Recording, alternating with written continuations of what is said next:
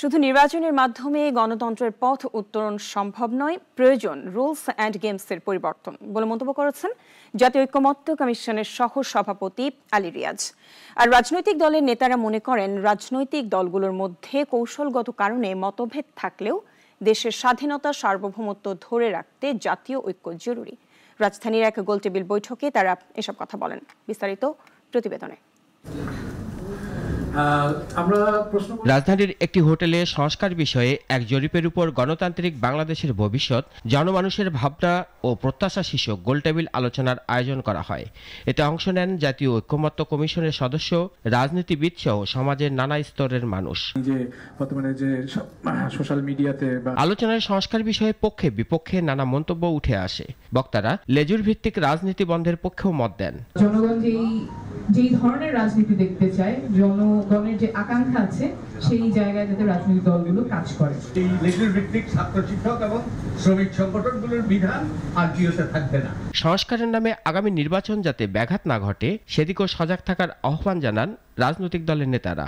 দড়িটা এমন জায়গায় টানাটানি করব না যাতে দড়িটা ছেড়ে গেলে বাংলাদেশ গভীর একটা রাজনৈতিক ঝুঁকির মধ্যে পড়বে।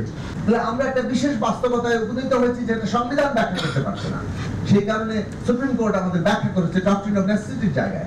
এখনো ডক্ট্রিন অফ নেসেসিটির জায়গা থেকেই এই আমাদের সংস্কারের বাস্তবতা নিয়ে কথা বলছে। বিএনপি নেতারা বলেন, সাংবিধানিক সংস্কার সহ অন্যান্য সংস্কার যারা এখনই চাচ্ছেন, তাদের উদ্দেশ্য ভিন্ন।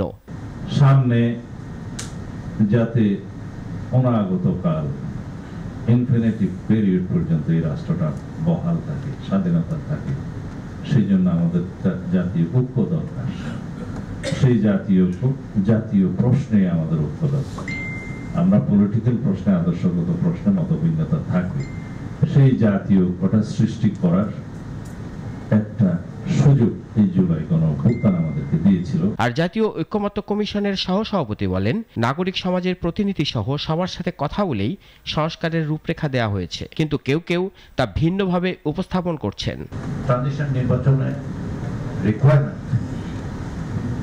Necessary, not sufficient. বাংলাদেশের ডেমোক্রেটিক ট্রানজিশনের জন্য যেটা দরকার, সেটা হচ্ছে rules of the game change করতে হবে।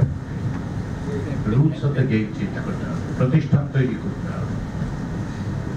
রাষ্ট্রকে অনেক রক্তের বিনিময়ে একটি ট্রাকে উঠানো হয়েছে।